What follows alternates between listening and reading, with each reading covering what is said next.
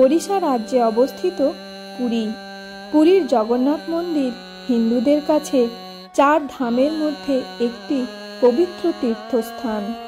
এই জগন্নাথ মন্দিরকে ঘিরে রয়েছে অজস্র রহস্য ও আধ্যাত্মিক শক্তির প্রভাব।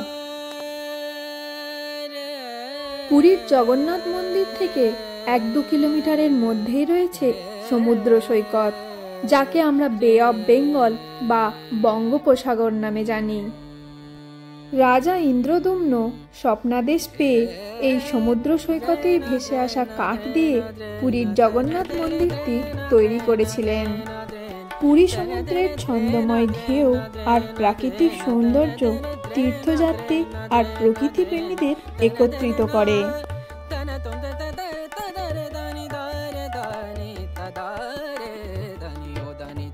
পুরীর সমুদ্র সৈকতের সামনেই থাকা হোটেল পুলিনপুরীতে সি বিচ ভিউ রুমে 3 ডে 2 নাইট থাকতে আমাদের কত খরচ হয়েছিল সেই সমস্ত ডিটেলসও আমি শেয়ার করেছি। পরপর 2 নাইট আমাদের হোটেল থেকে 500 মিটারের মধ্যেই থাকা সপ্তপদী রেস্টুরেন্ট থেকে আমরা ডিনার কমপ্লিট করেছিলাম।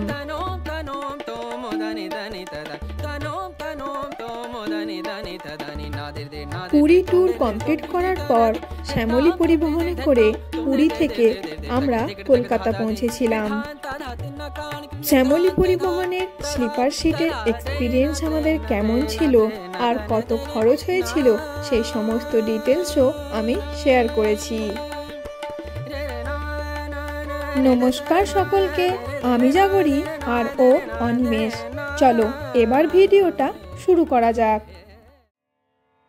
ভুবনেশ্বর থেকে বাসে করে আমরা পৌঁছে গিয়েছিলাম পুরী।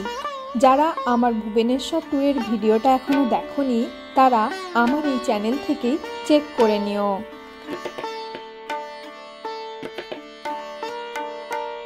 আমরা পৌঁছে গেছি পুরী।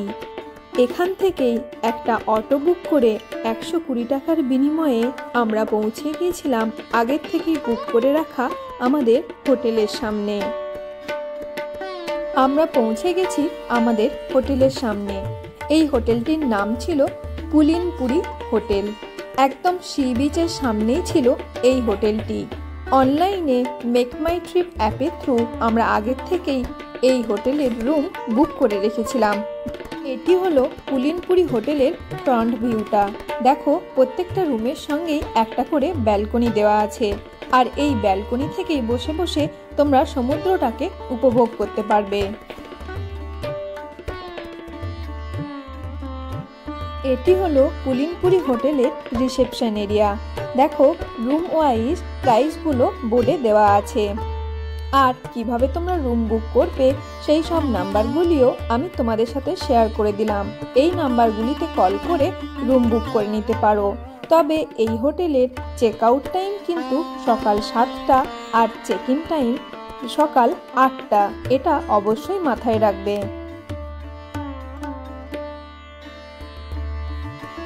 চলো এবার রুমের ভেতরে যাওয়া যাক। আমাদের রুম নাম্বারটি ছিল 303। এই হোটেলটিতে 2 ধরনের রুমই রয়েছে, একটা সি বিচ ভিউ আর একটা সি বিচ ভিউ ছাড়া। সি বিচ ভিউ রুমগুলোর কস্ট একটু বেশি বিচ ভিউ ছাড়া রুমের তুলনায়। এটি ছিল রুমের ভেতরের ইন্টেরিয়রটা। রুমটা ডেকোরেশনটা খুবই সুন্দর ছিল, খুবই সুন্দর লাগছিল। আমরা বুক করে নিয়েছিলাম একটা sea beach view AC room. তবে অন্য সব হোটেলের তুলনায় এই হোটেলের রুম এবং বাথরুমের সাইজ আমার অনেকটাই ছোট লেগেছে, কিন্তু পরিষ্কার পরিচ্ছন্নতা নিয়ে কোনো কথা হবে না। রুম এবং বাথরুম সবই খুবই পরিষ্কার ছিল। আর দেখো এখানে একটা মিনি ফ্রিজও ছিল। রুমটির জন্য পুলিনপুরি হোটেল আমাদের কাছ থেকে পার নাইট রেট নিয়েছিল 3550 টাকা করে।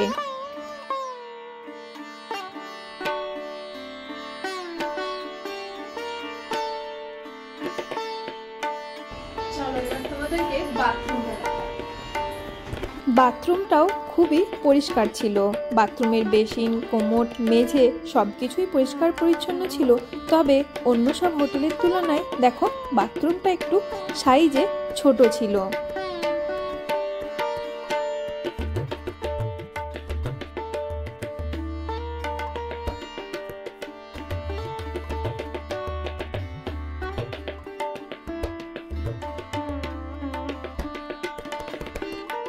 চলো এবার তোমাদের ব্যালকনিটা দেখানো যাক। দেখো একদম সি বিচের সামনেই ছিল এই পুলিনপুরি হোটেলটি। আমাদের এই ব্যালকনি থেকে সমুদ্রটিকেও দেখা যাচ্ছে, আর বিচের ধারে বসে থাকা দোকানগুলিও দেখা যাচ্ছে।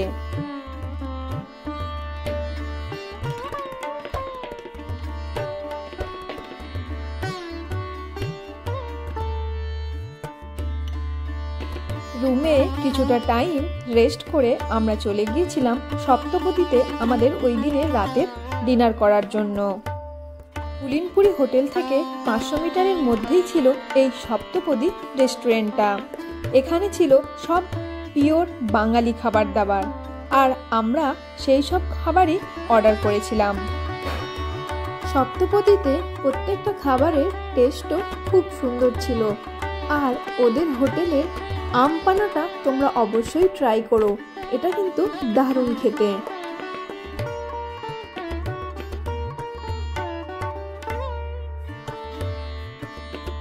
সপ্তপদীতে ডিনার করে কিছুটা সময় সমুদ্রের পাড়ে কাটিয়ে আমরা রুমে পৌঁছে গিয়েছিলাম।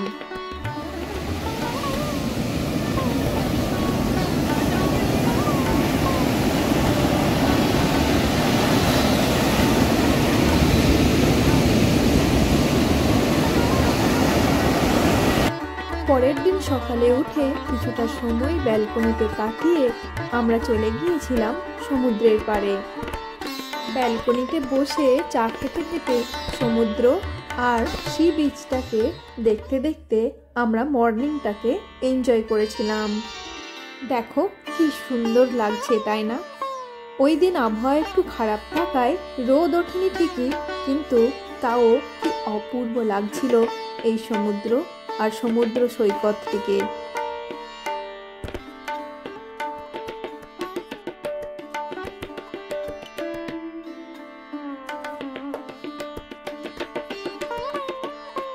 ব্যালকনিতে বসে কিছুটা সময় কাটিয়ে আমরা চলে এসেছিলাম সমুদ্র সৈকতে।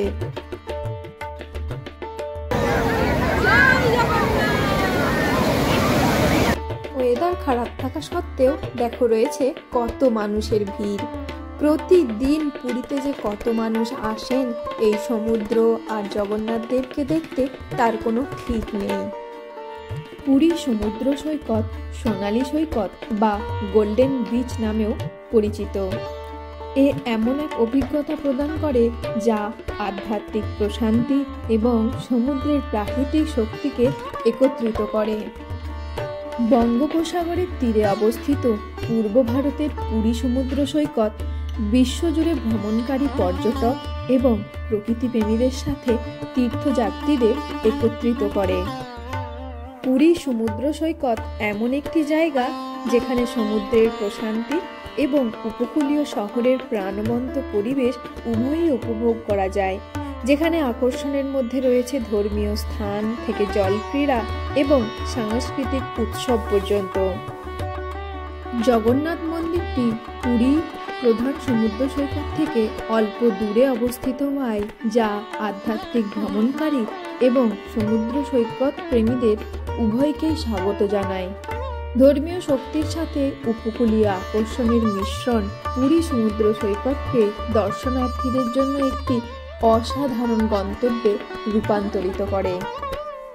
প্রতিদিন সকালে তীর্থযাত্রীরা মন্দিরে ভগবান জগন্নাথকে দর্শন করার আগে সমুদ্র স্নান করেন। পুরী সমুদ্র সৈকতের পবিত্র জল পাপ পরিষ্কার করে এবং আত্মাকে পবিত্র করে বলে বিশ্বাস করা হয়। সমুদ্র সৈকতে সোনালী বালি এবং তার ছন্দময় ঢেউ দর্শনার্থীদের জন্য চিরন্তন স্মৃতি নিয়ে আসে, যারা সূর্যোদয় দেখতে বা চাঁদের আলোয় হাঁটতে পছন্দ করেন। এছাড়াও সমুদ্র সৈকতটি বালি শিল্পের জন্য খুবই বিখ্যাত। এখানে মাঝে মাঝে বালি দিয়ে তৈরি বিভিন্ন ধরনের মূর্তি গড়ছেন এমন শিল্পীর প্রায়ই দেখা মেলে। দর্শনার্থীরা চাইলে সার্ফিং, কায়াকিং এবং প্যারাসেইলিং সহ বিভিন্ন জলের কার্যকলাপ উপভোগ করতে পারেন। তা তাদের সমুদ্র সৈকতের অভিজ্ঞতায় একটি দুঃসাহসিক উপাদান যোগ করে। এছাড়াও উট এবং ঘোড়ায় চড়ে সমুদ্র সৈকতকে উপভোগ করতে পারেন। এছাড়াও রয়েছে বিভিন্ন ধরনের হস্তশিল্পের স্টল, সামুদ্রিক খাবারের দোকান, আর রয়েছে সমুদ্র সৈকতের ফটোগ্রাফার, যারা জলে, নৌকায় এবং সমুদ্র সৈকতে আপনার সুন্দর সুন্দর ছবি তুলে দিতে পারবে। এভাবেই পুরীর সমুদ্র সৈকত এক অত্যাশ্চর্য দৃশ্য তৈরি করে, বিশেষ করে সূর্যোদয় এবং সূর্যাস্তের সময়, যা এটিকে আলোকচিত্রীদের স্বর্গরাজ্যে পরিণত করে। পুরীর সমুদ্র সৈকত থেকে পায়ে করে করে বালি সরিয়ে কিছু মানুষ কয়েন কালেক্ট করছিল। আমার তো দেখে বেশ ভালো লাগছিল।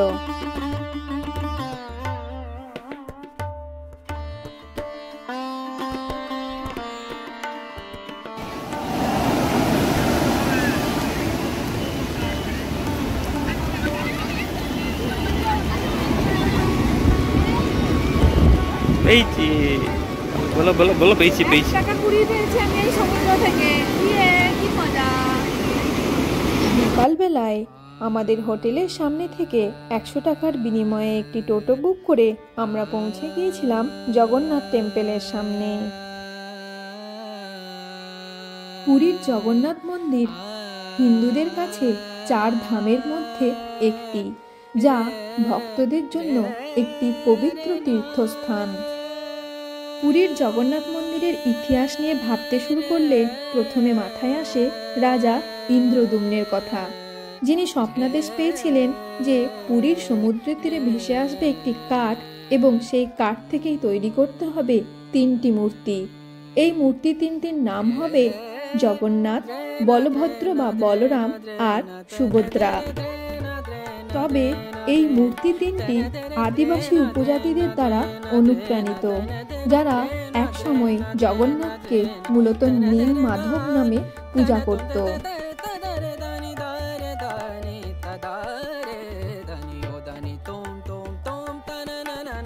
পুরীর জগন্নাথ মন্দিরের ওপর দিয়ে সরাসরি কোনো পাখি বা বিমান উড়ে যায় না। এর সঠিক কারণ না জানা গেলেও অনেকে মনে করেন যে মন্দিরের চারিপাশে থাকা আধ্যাত্মিক বা স্বর্গীয় শক্তি এর কারণ। এমনকি মন্দিরের শীর্ষে থাকা সুদর্শন চক্রটি আপনি যেদিকেই তাকাবেন মনে হবে আপনার দিকেই মুখ করে আছে। এই দৃষ্টিভঙ্গিকে অনেকে স্বর্গীয় নকশা বলেও মনে করে। আবার এটাও বিশ্বাস করা হয় মন্দিরের শীর্ষে থাকা পতাকাটি হাওয়া যেদিকে বয় তার বিপরীত দিকে উঠতে থাকে। পুরীর মন্দিরের অন্যতম আরেকটি রিচুয়াল বা নিয়মের মধ্যে হলো প্রত্যেক দিন মন্দিরের শীর্ষে থাকা পতাকা বা ধ্বজাটি চেঞ্জ করা। আমার এই ভিডিওটি ভালো করে লক্ষ্য করলে দেখতে পাবে পুরোহিতরা মন্দিরের ওপরে আছেন এবং এই ধ্বজাটি খুলছেন। প্রত্যেক দিন কয়েকজন পুরোহিত প্রায় 214 ফুট লম্বা মন্দিরের গম্বুজে ওঠেন এবং প্রত্যেক দিন নিয়ম অনুযায়ী মন্দিরের শীর্ষে থাকা পতাকা বা ধ্বজাটি চেঞ্জ করেন। একদম ওপরে থাকা লাল পতাকাটি ছাড়া বাকি পতাকাগুলো মন্দিরের ওপর থেকে খুলে নেওয়া হয়েছে। এবার ওই পুরোহিতটি নেমে যাচ্ছেন নিচের দিকে। এবার অন্য আরেকজন পুরোহিত নতুন ধ্বজা নিয়ে মন্দিরের ওপরে উঠছেন মন্দিরের শীর্ষে এই ধ্বজাগুলি লাগানোর জন্য। এবারে মন্দিরের ওপর থেকে লাল পতাকাটিও খুলে নেওয়া হয়েছে। এবার মন্দিরের ওপরটি সুসজ্জিত হয়েছে নতুন পতাকাতে। মন্দিরের শীর্ষে ছিল লাল পতাকা, এখন এখানে লাগানো হয়েছে একটা হলুদ রঙের পতাকা। এভাবেই প্রতিদিন পুরীর জগন্নাথ মন্দিরে ধ্বজা চেঞ্জ বা পতাকা চেঞ্জ নিয়মটি সম্পন্ন হয়। এবার আমরা চলেছিলাম জগন্নাথ দেবকে দর্শনের উদ্দেশ্যে। পুরীর মন্দিরে যেহেতু কোনো ধরনের ফোন বা ক্যামেরা অ্যালাউ করে না, সেই জন্য যাবার আগে ক্লোক রুমে আমরা এই সমস্ত কিছু জমা রেখে গেছিলাম। মন্দির দর্শন আমাদের হয়ে গেছে। যেহেতু ওয়েদার খারাপ ছিল, সেই কারণে মাত্র 15-20 মিনিটের মধ্যেই আমরা জগন্নাথ দেবকে দর্শন করে নিতে পেরেছিলাম। অন্য সময় হলে জগন্নাথ দেবকে দর্শন করার জন্য মিনিমাম 5-6 ঘন্টা লাইন তো দিতেই হয়। মন্দিরের ভেতর থেকেই আমরা মহাপ্রসাদ খেয়েও এসেছিলাম। এই জগন্নাথ মন্দিরকে ঘিরেই হয় বিখ্যাত রথ উৎসব। এবার মন্দিরের সামনেই থাকা একটি দোকান থেকে আমরা পুরীর বিখ্যাত খাজা বা গজা নিয়েছিলাম। এই ভাইয়ের দোকানের খাজাগুলি খেতে খুব সুস্বাদু ছিল। আমাদের মন্দির দর্শন হয়ে গেল। প্রথমবার 4 ধামের মধ্যে প্রথম ধামটা আমরা আজকে দেখলাম। মানে ও দুবার দেখেছে আগে, আমি প্রথমবার দেখতাম। হ্যাঁ, কিরকম লাগলো বলো? দারুণ দারুণ, খুব ভালোভাবে ঠাকুর দেখতে পেলাম, খুবই ভালো লাগছে। এই জন্য আগের বার এসেছিলাম 6 ঘন্টা লাইন দিয়ে দেখতে হয়েছিল, এবার খুব তাড়াতাড়ি দেখতে পেরেছি। এবারে 6 মিনিটও লাগেনি। আসলে ওয়েদারটা খুবই দেখতেই পাচ্ছ, ছাতা নিয়ে বেরোতে হয়েছে আমাদেরকে, ভিজে গেছি পুরো।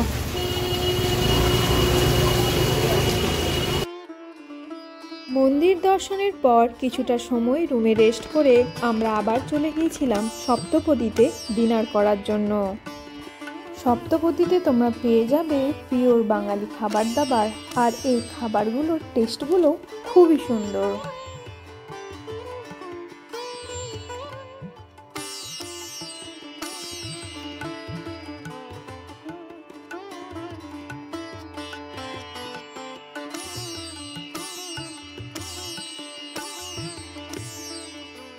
পরের দিন সন্ধ্যাবেলায় একটা অটো বুক করে 200 টাকার বিনিময়ে আমরা আমাদের হোটেল থেকে পুরী বাস স্ট্যান্ড পৌঁছে গেছিলাম। এই দিন আমরা কলকাতায় ফিরে যাচ্ছিলাম, সেই জন্য শ্যামলী পরিবহনের স্লিপার বাসের সিট আমরা বুক করে নিয়েছিলাম। আমাদের দুজনের জন্য পুরী থেকে কলকাতা যেতে শ্যামলী পরিবহনের স্লিপার সিটের বাসের প্রাইস লেগেছিল টোটাল 5,880 টাকা। এই বাসটিতে 2 ধরনের সিটের অ্যারেঞ্জমেন্টই ছিল। ওপরের দিকে ছিল স্লিপার সিটগুলি আর নিচের দিকে ছিল এমনি নর্মাল সিটগুলি। বাসটির ভেতরটিও খুবই পরিষ্কার পরিচ্ছন্ন ছিল।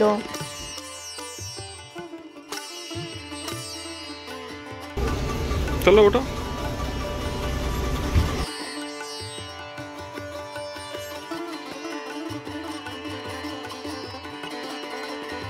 কত কষ্ট উঠলি রে।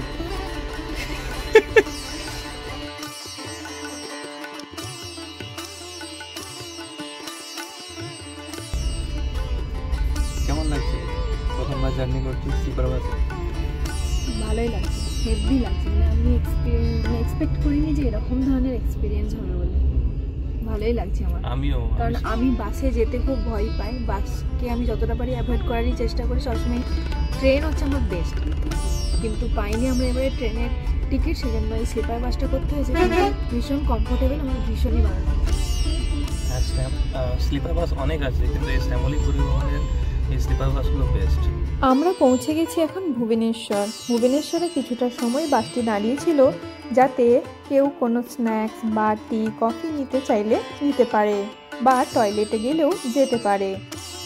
শ্যামলী পরিবহনের টয়লেটের ফেসিলিটিও খুবই সুন্দর। এনারা মাঝে মাঝেই দাঁড়ান এমন একটা হোটেলের সামনে, যে হোটেলগুলো খুবই পরিষ্কার পরিচ্ছন্ন, সেই জন্য টয়লেট নিয়ে কোনো ভাবতেই হয় না।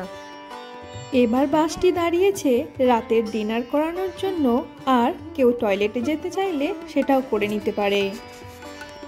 আমরা হোটেলে না খেয়ে প্যাক করে নিয়েছিলাম যাতে বাসে বসে বসে খাবার অনুভূতিটাকে এনজয় করতে পারি।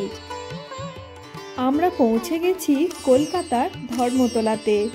পুরীতে বাসটি ছিল বিকাল 6:30টার সময়, আর ধর্মতলাতে আমরা পৌঁছে গিয়েছিলাম ভোরবেলা 5:30টার সময়। 11 ঘন্টার মধ্যেই আমরা পুরী থেকে কলকাতা পৌঁছে গিয়েছিলাম। এভাবেই আমরা সম্পন্ন করেছিলাম একটি পবিত্র তীর্থস্থান পুরী ভ্রমণ।